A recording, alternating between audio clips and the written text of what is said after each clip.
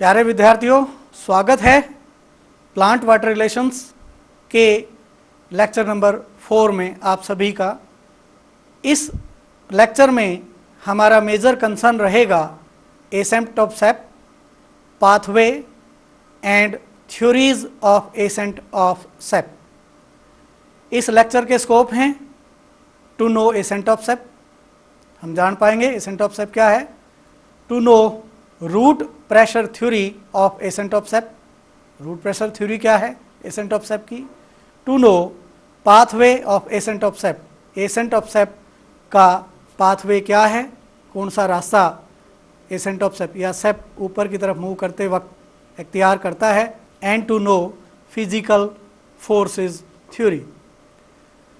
Objectives इस lecture के बाद प्यारे विद्यार्थियों आप समझ पाओगे एसेंट ऑफ सेप क्या है, थ्योरीज एसेंट ऑफ सेप की क्या हैं, कौन कौन सी थ्योरीज उसके पीछे हैं, साथ के साथ सेप किस तरह से किस रूट के जरिए कौन से टिश्यूज में से होता हुआ ऊपर की तरफ मूव करता है प्लांट में, that is pathway of ascent of shape. Now अब शुरू करने जा रहे हैं एसेंट ऑफ सेप। सबसे पहले परिभाषित करते हैं एसेंट ऑफ सेप को, the process of upward movement of sap. Sap क्या है, वाटर प्लस मिनरल्स दोनों को मिलाकर के हम सेप कह सकते हैं। The process of upward movement of sap is called ascent of sap. Sap का प्लांट के अंदर upward movement ascent of sap कहलाता है। नाउ पाथवे, कौन सा रास्ता है प्लांट के अंदर जिसके जरिए सेप ऊपर की तरफ मूव करता है। प्यारे विद्यार्थियों, these are we can say xylem elements, यानी xylem tissue is responsible for या is the pathway for the ascent of sap. Demonstrate किस प्रकार से किया जा सकता है एसेंट ऑफ सेप को। A cut shoot of tomato plant is placed in eosin solution for few hours. कुछ समय के लिए, कुछ घंटों के लिए जो टोमेटो प्लांट है उसका कट शूट हम रख देते हैं ईओसिन सॉल्यूशन में, और निकालने के बाद उसके स्टेम का ट्रांसफर सेक्शन माइक्रोस्कोप में अगर स्टडी करेंगे तो जाइलम एलिमेंट्स उसके पिंक कलर्ड के नजर आएंगे, they appear to be pink. This shows that the pathway of ascent of sap is xylem tissue. चित्र में देख सकते हैं प्यारे विद्यार्थियों, a shoot in eosin solution. इस शूट को जो है ईओसिन सॉल्यूशन में रखा गया है। नीचे जो बर्तन है, पॉट है, इसके अंदर ईओसिन सॉल्यूशन रखा हुआ है।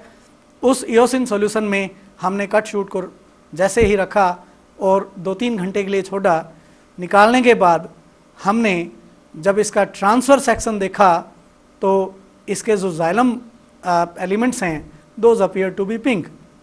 साथ के साथ इस चित्र में आपको दिखाई दे रहा है प्यारे विद्यार्थियों कि जो लीव्स हैं उनके अंदर veins in particular are also appear to be pink, वो भी पिंक कलर की नज़र आती हैं। तो दिखा रहे हैं वेन्स के अंदर जाइलम टिश्यूज़ हैं। जाइलम टिश्यूज़ उस स्टेन को इजीली शो कर पाते हैं, दिखा पाते हैं। तो जो लीव्स हैं की वेन्स हैं वो भी पिंक कलर की नज़र आती हैं। इस अगले चित्र में प्यारे विद्यार्थियों देख सकते हो transfer section of stem showing coloured xylem, जिसके अंदर जाइलम जो है वो पिंक कलर का है। देखिए इस में एक जो स्टील है या हम कहें जो वेस्कुलर बंडल है वो अलग से भी निकाल के दिखाया गया है। उसमें हम देखें प्रोकैम्बियम से नीचे जो प्राइमरी जाइलम हैं those are appear to be pink, वो पिंक कलर के नज़र आ रहे हैं। इसका मतलब हम कह सकते हैं कि जो स्टेन है उसने जाइलम टिश्यूज को स्टेन किया है। इसका it means the pathway for accent of sap is the xylem tissue, क्योंकि इन्हीं टिश्यूज के अंदर से होते हुए जो स्टेन है, ईओसिन स्टेन है, वो लीव्स तक पहुंची है। Next we are going to discuss theories of ascent of sap. कौन कौन सी थ्योरीज दी गई हैं एसेंट ऑफ सेप को डेमोन्स्ट्रेट करने के लिए या समझाने के लिए। First theory we are taking, dear students, root pressure theory. This was given by Priestley in 1916. 1916 में प्रिस्टले ने इसको दिया. The root pressure is a pressure developed by tracheary elements of xylem due to metabolic activities of the roots. Roots के अंदर जो metabolic activities हो रही हैं उनकी वजह से ट्रैकियरी एलिमेंट्स यानी जाइलम के अंदर एक प्रेशर डेवलप होता है और that pressure is called root pressure. The root pressure arise due to the diffusion pressure gradient and is maintained by activities of the living cells. ये लिविंग सेल्स की जो एक्टिविटी हैं इनसाइड द रूट्स उनसे ये maintain रहता है root pressure और diffusion pressure की वजह से ये डेवलप होता है. The magnitude of root pressure is 2 atmosphere but it can be raised up to 6 atmospheres in some cases. कुछ केसेस में ये 6 एटमॉस्फेयर तक भी बढ़ सकता है. नाउ देखें, root pressure is confirmed by कौन कौन सी चीज़ें ऐसी हैं, कौन कौन सी बातें ऐसी हैं, कौन कौन से पॉइंट्स ऐसे हैं जो रूट प्रेशर को कंफर्म करते हैं. Students, number 1, oxygen supply affect metabolic activity of the cells and hence root pressure. अगर ऑक्सीजन सप्लाई रोक दी जाए तो मेटाबॉलिक एक्टिविटीज सेल्स की रूट्स में कम हो जाएंगी और अगर मेटाबॉलिक एक्टिविटी घट जाती हैं so we can say there is decrease in root pressure. दूसरा पॉइंट बता रहा है poisons kill the cells. Poisons जो होते हैं वो सेल्स को किल अप करते हैं and hence reduce the root pressure. अब अगर सेल्स किल अप हो जाएंगी तो मेटाबॉलिक एक्टिविटी कम हो जाएगी. इन पर्टिकुलर कैटाबॉलिक एक्टिविटी जो है वो स्टार्ट हो जाएगी और in such a condition root pressure again is decreased. Third one is living roots are required for the root pressure. Root pressure किन के अंदर डेवलप होगा उसके लिए एसेंशियल रिक्वायरमेंट है, जरूरी चीज़ है presence of living roots. Roots का प्रेजेंट होना जरूरी है. अगर रूट्स ही नहीं है तो रूट प्रेशर कहाँ होगा. Now demonstration of root pressure. प्यारे विद्यार्थियों, किस प्रकार से हम डेमोन्स्ट्रेट कर सकते हैं, किस प्रकार से हम स्टडी कर सकते हैं रूट प्रेशर को. आओ देखें. A potted plant of tomato और balsam is taken and its top is cut off. इसका जो टॉप है वो हम काट देते हैं. A few centimetres above the surface, थोड़ा सा जो सॉइल सरफेस है उसके कुछ सेंटीमीटर ऊपर. एक narrow glass tube is fitted with the help of rubber tubing over the stump. जो कट स्टंप है टोमेटो का या बाल्सम का उसके ऊपर एक ग्लास ट्यूब हम लगा देते हैं with the help of A rubber tube. उसके बाद जो ग्लास ट्यूब हमारे पास हमने ऊपर की तरफ लगाई हुई है उसके ऊपर एक पेट्री डिश हम रख देते हैं ताकि वाटर वेपर्स या water can not be escaped from the glass tube in the form of vapours, यानी एवेपोरेशन ना हो सके. The apparatus is left for some time. Apparatus को हम थोड़ी देर के लिए छोड़ देते हैं और हम पाते हैं water is accumulated inside the glass tube that is kept over the stump. Stump के ऊपर जो हमने ग्लास ट्यूब लगाई हुई है वाटर उसके अंदर एक्यूमुलेट कर गया है, वाटर उसके अंदर भर गया है. ये बता रहा है this is the result of the root pressure. Diagrammatically देख सकते हैं प्यारे विद्यार्थियों, एक स्टैंड पे हमने एक पोट लगाया हुआ है और उस पोट के अंदर हमने बाल्सम या टोमेटो का स्टंप ले रखा है. इस पॉट को अच्छे तरीके से वाटर्ड किया गया है और वाटर्ड करने के बाद हमने देखा ऊपर हमने जो है ग्लास ट्यूब फिट की हुई है with the help of rubber tubing और जो ग्लास ट्यूब है that is covered with the petri dish. Petri dish के द्वारा इसको कवर किया गया है. 2-3 घंटे के लिए हमने जब इस पूरे सिस्टम को छोड़ दिया है या सेटअप को छोड़ दिया है तो हमने पाया कि जो ग्लास ट्यूब है उसके अंदर वाटर एक्यूमुलेट कर जाता है, वाटर भर जाता है. और दिस शोज, ये बताता है कि there is no aerial part other than the stump present in the plant. Plant के अंदर कोई भी एरियल पार्ट नहीं है. प्यारे विद्यार्थियों, रूट प्रेशर थ्योरी के बहुत सारे ऑब्जेक्शंस भी हैं. पहला ऑब्जेक्शन देखें, root pressure is not observed in the plants growing in cold, drought और less aerated soils but ascent of sap is normal there. प्यारे विद्यार्थियों, हम देखें कि जो प्लांट्स कोल्ड कंडीशंस में यानी हिली एरियाज पे ग्रो कर रहे हैं, ड्राउट कंडीशंस में यानी मरुस्थली क्षेत्रों में जो ग्रो कर रहे हैं, या लेस इरेटेड सॉइल के अंदर ग्रो कर रहे हैं, उन प्लांट्स के अंदर रूट प्रेशर बिल्कुल नहीं पाया जाता है, लेकिन एसेंट ऑफ सेप वहाँ नॉर्मल देखा गया है। The absorption of water is reduced in detopped plants as compare to the intact plants. अगर रूट प्रेशर अकेला ही रेस्पॉन्सिबल होता एसेंट ऑफ सेप के लिए, देन एक डीटॉप्ड प्लांट यानी ऐसा प्लांट जिसके शूट्स को या जिसकी हम ब्रांचेस को, लीव्स को हटा देते हैं, उसके अंदर वाटर का एब्जॉर्प्शन कम हो जाता है। So again we can say कि only the root pressure is not responsible for the ascent of sap. Next देखें dear students, exuded sap in detopped plants is less as compared to the normal transferring plants. अगर हमारे पास एक normal plant है और दूसरा ऐसा plant है जिसका स्टंप हमने काट दिया है, तो हम देखते हैं जो सेप एक्सूड करता है डीटॉप्ड प्लांट के लिए के अंदर वो कंपैरेटिवली कम होता है to the normal transpiring plants. और भी ऑब्जेक्शंस रूट प्रेशर थ्योरी के हैं। Next we can take root pressure two atmosphere just small value, बहुत थोड़ी सी वैल्यू ये है प्यारे विद्यार्थियों, और क्योंकि बहुत कम वैल्यू ये है, this much of pressure can not send the water up to the great heights of plants like eucalyptus and American redwood tree, which are having the height of up to 100 meters. So the root pressure alone cannot send the sap up to this height. Now ascent of sap is present in the plants even without roots. ये पाया गया कि जो ascent of sap है वो बिना roots के भी प्लांट्स के अंदर प्रेजेंट होता है। इसकी डेमोन्स्ट्रेशन एक डायग्राम से हमने आगे भी शो की हुई है। द नेक्स्ट थ्योरीज प्यारे विद्यार्थियों हम डिस्कस कर रहे हैं वाइटल थ्योरीज। वाइटल थ्योरीज में सबसे पहले I am taking relay pump theory. The theory was given by Godlewski in 1884। 1884 में इस थ्योरी को दिया गया। According to this theory, living cells of xylem parenchyma shows rhythmic change in osmotic pressure causes upward movement of water. ये theory बताती है कि जो जाइलम टिश्यू है उसके अंदर पैरेनकाइमा सेल्स हैं, जो लिविंग सेल्स हैं, जिंदा सेल्स हैं, उन सेल्स के अंदर रिदमिक चेंजेस प्रेजेंट होते हैं ऑस्मोटिक प्रेशर्स के, और रिदमिक चेंजेस जो प्रेजेंट होते हैं उनकी वजह से वाटर ऊपर की तरफ मूव करता है।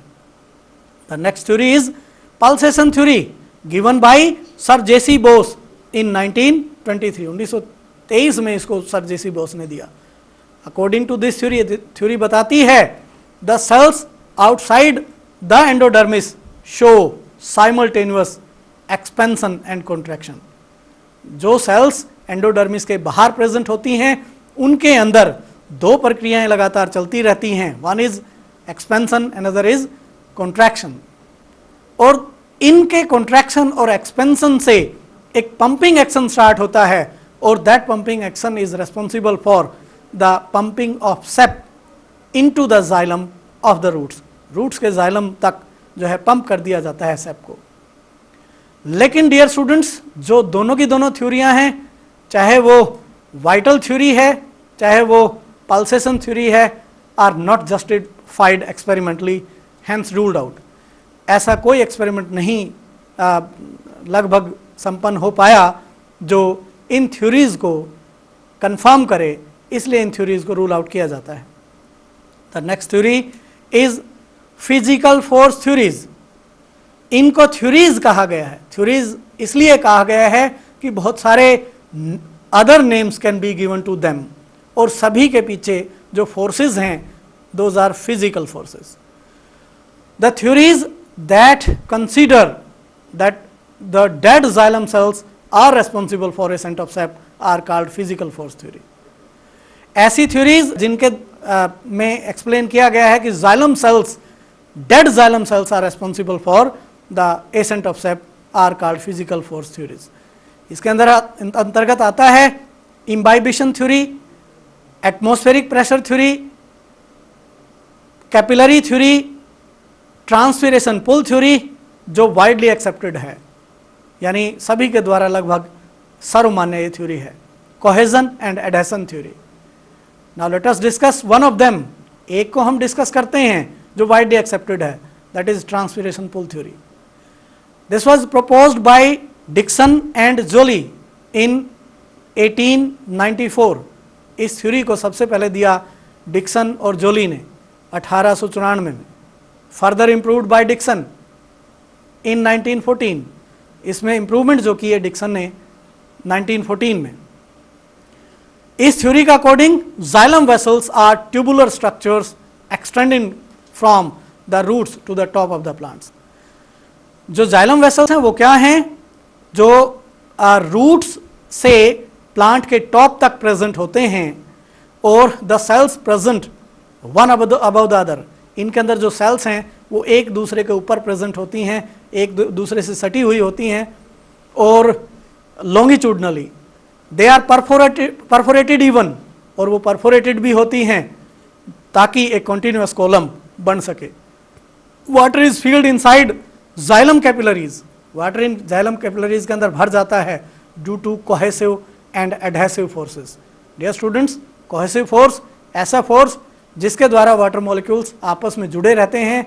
एडहेसिव फोर्स ऐसा फोर्स जिसकी वजह से जो वाटर मॉलिक्यूल्स हैं those are attached to the walls of the capillaries, यानी जाइलम कॉलम. नेक्स्ट देखें dear students, the water column remains unbroken. जो वाटर कॉलम है वो टूटता नहीं है, that is continuous from the root up to the top. The xylem vessels as the cohesive force present there is great enough, यानी इसकी जो value है that is up to 350 atmospheres. 350 atmosphere तक ये प्रेशर प्रेजेंट होता है, cohesive force inside the xylem column. So इतना ज़्यादा फोर्स वाटर कॉलम को डिस्टर्ब नहीं होने देता है और this remains continuous. The water column remains unbroken even after introduction of air bubbles as water moves in vertical and lateral directions through the pits. Dear students, अगर air bubbles भी बीच में आ जाएं तो भी वो कंटिन्यूअस वाटर कॉलम्स को breakup नहीं कर पाते हैं, क्योंकि उन कंडीशंस में वाटर जो होता है वो लेटरल डायरेक्शंस में मूव कर जाता है through the pits present in between the cells. देखें diagrammatically the unbroken column even in presence of air bubbles. देखें स्टूडेंट्स, ये जाइलम चैनल्स हैं और इन चैनल्स के अंदर हम देखें राउंडेड एयर बबल्स बीच बीच में आ गए हैं और even after introduction of those air bubbles the column is undisturbed. जो वाटर कॉलम है वो अनडिस्टर्ब्ड है. उस केस में देखते हैं हम डाइवर्टेड पाथ, और ये डाइवर्टेड पाथ क्या है? साइड्स में जो पिट्स प्रेजेंट हैं वाटर उन पिट्स में से दूसरे कॉलम्स में चला जाता है. तो इसी प्रकार से वाटर जो है एक कॉलम से दूसरे कॉलम में, दूसरे कॉलम से फिर उसी कॉलम में थोड़ा सा ऊपर जाने के बाद इस प्रकार से अपवर्ड मूव करता है. So the air bubbles even can not break the continuous column of water. Next, the water column is like a steel rope. ये एक जो है स्टील रॉप की तरह है जो एक्सटेंड कर रहा है from sub stomatal cavities of the leaves up to the roots. ये जो रोप है इसको हम कह सकते हैं this is extended from the leaves up to the roots. और जिस प्रकार से रस्सी को ऊपर से खींचा जाता है, अगर इस कॉलम को ऊपर की तरफ पुल किया जाए तो whole of the column moves upwards, ऊपर की तरफ मूव कर जाता है. So this is the basic we can say principle कि जो कॉलम है वो अनडिस्टर्ब्ड रहता है और ऊपर की तरफ मूव करता रहता है. Now what is the force that we are going to discuss due to which that continuous column moves upwards.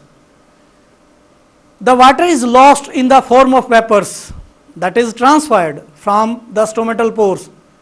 प्यारे विद्यार्थियों, सभी को विदित है कि जो एरियल पार्ट्स हैं उनमें से जो वाटर है वो वेपर्स के रूप में एस्केप कर जाता है और दैट इज कॉल्ड ट्रांसपीरेशन. और जब ट्रांसपीरेशन होता है तो cells present there inside the leaves increase their DPD. उनका जो डीपीडी है वो इंक्रीज कर जाता है. और जब उनका डीपीडी इंक्रीज कर जाता है तो जैसा हम पहले डिस्कस कर चुके हैं, DPD is the force responsible for the movement of water from one cell to another. अगर लीव की सेल्स का डीपीडी बढ़ता है तो वो कम डीपीडी यानी जाइलम ऑफ द लीव से वाटर को एक्वायर करती हैं. और इस प्रकार से xylem of the leaves acquire water from xylem of the stem, और स्टेम की जो जाइलम है वो वाटर एक्वायर करता है from xylem of the roots. और ultimately water can move from the roots up to the top. अब क्योंकि केवल और केवल वाटर नहीं, इसके साथ मिनरल्स भी ऊपर की तरफ मूव करते हैं. So we can say this is the ascent of sap, और the force behind it is a transpiration pull which is generated by the transpiration of water that occurs in the aerial parts, particularly in the leaves of the plant. Diagram में देखें dear students, ऊपर leaf की anatomy show की गई है. Leaf के anatomy में देखें दो प्रकार की मेसोफिलिक सेल्स की लेयर्स हैं. सबसे पहले क्लोजली पैक्ड कॉलमनर सेल्स दिखाई दे रही हैं, दैट इज पैलिसेड लेयर, और नीचे स्पॉन्जी लेयर प्रेजेंट है यानी लूजली हेल्ड मेसोफिलिक सेल्स कह सकते हैं, spongy layer of mesophyllic cells. तो मेसोफिलिक सेल्स की जो स्पॉन्जी लेयर है डियर स्टूडेंट्स, इसके अंदर बहुत सारे एयर स्पेसेस भी प्रेजेंट हैं, और इन एयर स्पेसेस के अंदर वाटर फील्ड होता है, वाटर भरा रहता है. हम ये भी देख रहे हैं कि stomata, the pores present in the lower epidermis is containing the small pores called stomata in most of the cases. और उन स्टोमेटाज के थ्रू वाटर वेपर्स के रूप में एस्केप कर जाता है, और जैसे ही वाटर वहाँ से बाहर जाता है, air spaces present in between the mesophyllic cells in spongy layer, उनके अंदर वाटर की कमी आ जाती है, उनका डीपीडी बढ़ जाता है, और वो एक्वायर करती हैं water from the mesophyllic cells, surrounding mesophyllic cells. हम एरोज के जरिए देख रहे हैं डियर स्टूडेंट्स, जो मेसोफिलिक सेल्स हैं they are getting water from the xylem of the leaves, और जो जाइलम ऑफ द लीव्स है it is getting water from xylem of the stem.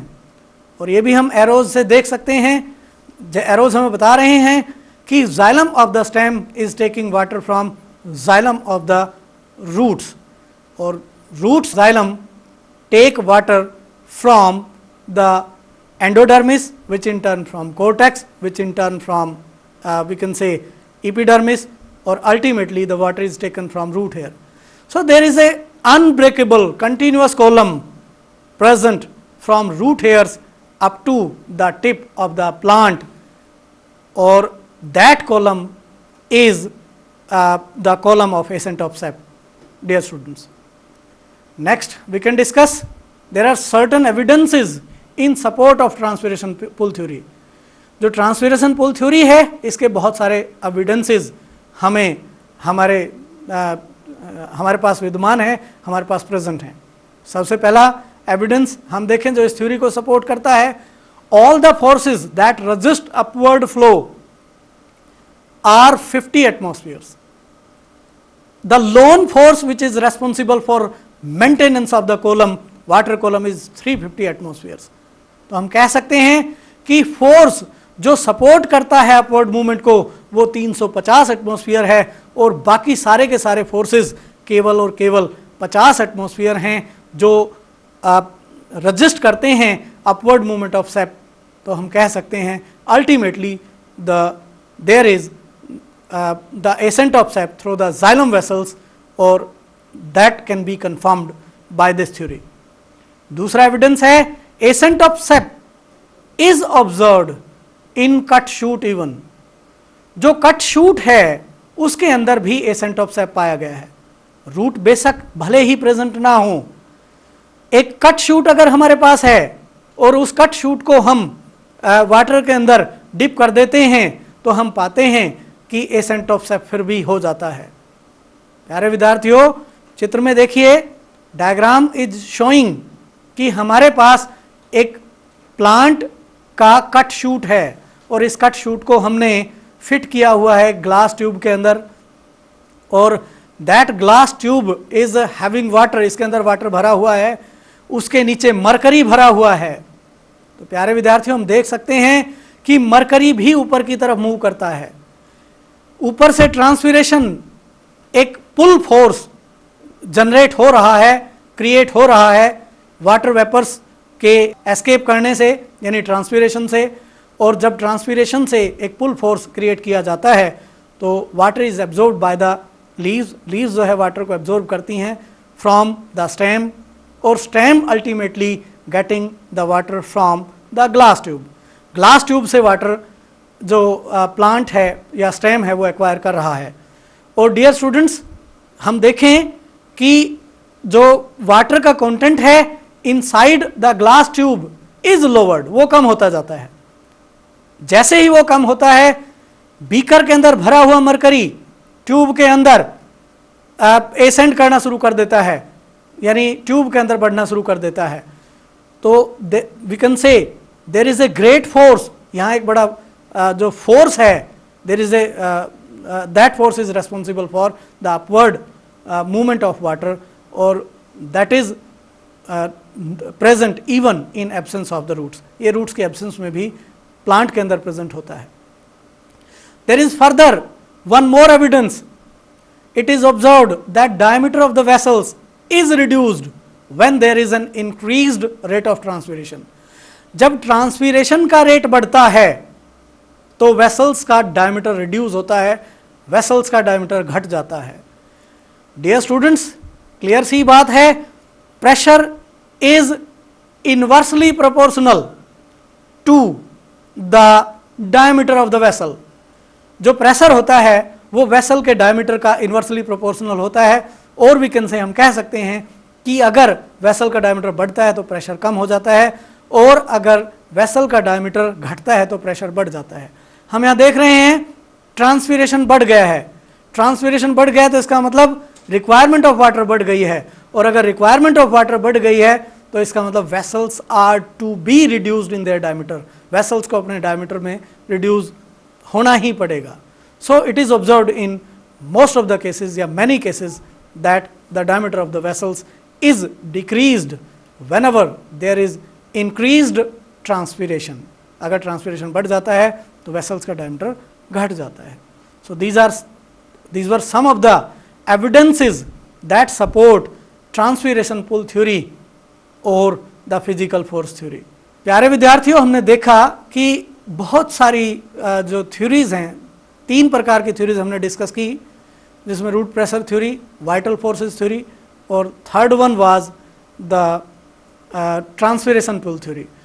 तो जो ट्रांसपीरेशन पुल थ्योरी है that is supported by lot of factors, और इसके drawbacks जो हैं वो अभी तक नहीं पाए गए हैं, और क्योंकि ड्रॉबैक्स नहीं पाए गए इसका मतलब this theory till now is widely accepted for ascent of sap।